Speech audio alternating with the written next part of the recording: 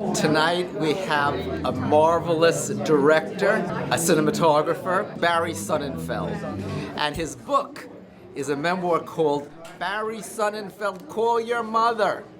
Memoir of a neurotic filmmaker, and it is hilarious. Barry Sonnenfeld, Call Your Mother. Barry Sonnenfeld, Call Your Mother. Barry Sonnenfeld, Call Your Mother. I wrote this book called Barry Sonnenfeld, Call Your Mother. That's based on a true event, which was I was at a peace concert in Madison Square Garden in 1969. It was 2:20 in the morning. Jimi Hendrix was warming up. I had told my mother I'd be home by 2 a.m. It was now 2:20.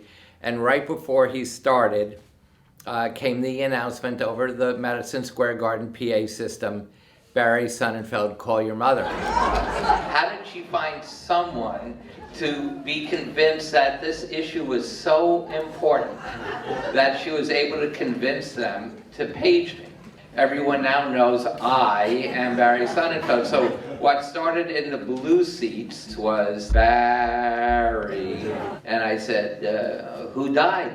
And she said, I assumed you did. Barry's public humiliation at the world's most famous arena, coupled with a host of other issues, led Will Smith to declare, if this guy can direct big actors in big budget films, anyone can. Barry had a great relationship with Will Smith, but Men in Black co-star Tommy Lee Jones hated the director for forcing him to play the straight man. Until the movie reviews came in. You know how to use these things? No idea whatsoever.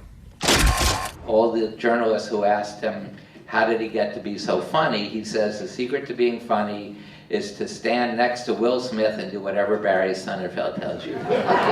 So I was vindicated.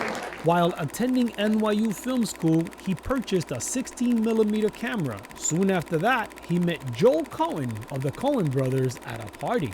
He had just written the script for Blood Simple with his brother. They were going to make a trailer and use the trailer as a way to get investors to invest. And I said, well, I own a camera, and Joel said, you're hired.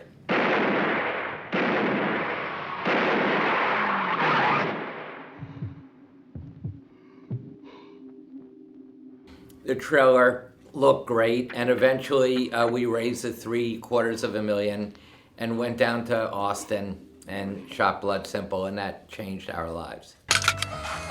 What? Are you kidding? We got us a family here. He was behind the camera for a series of hits such as Raising Arizona, When Harry Met Sally, and Big.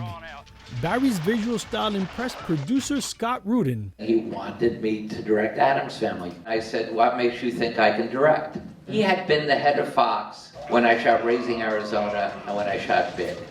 So he knew my contribution to those movies. And he said, rather than just get a comedy hack, I want someone with comedy visual style, and I'd rather take a chance with you and fail than just with an ordinary comedy guy. He has my father's eyes. Gomez, take those out of his mouth. As his success as a director grew, so did the production budgets. But aside from the money, Barry sees no creative advantage in having more cash on hand. Joel and Ethan and I always joke about the fact that if we were making Raising Arizona today, we could do it for 10 times the amount, and it would be 0.1% better. You know, we did things like, there was something called the blankie cam, where I would lay on a blanket and hand hold the camera and be dragged across the floor.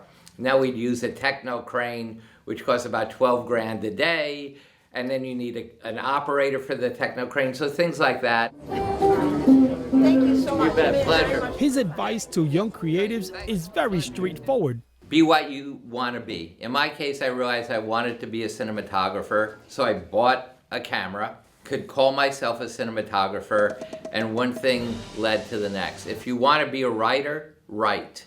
Decide what you want to be, and then be it. So the next time your mother embarrasses you in front of your friends, look at the bright side.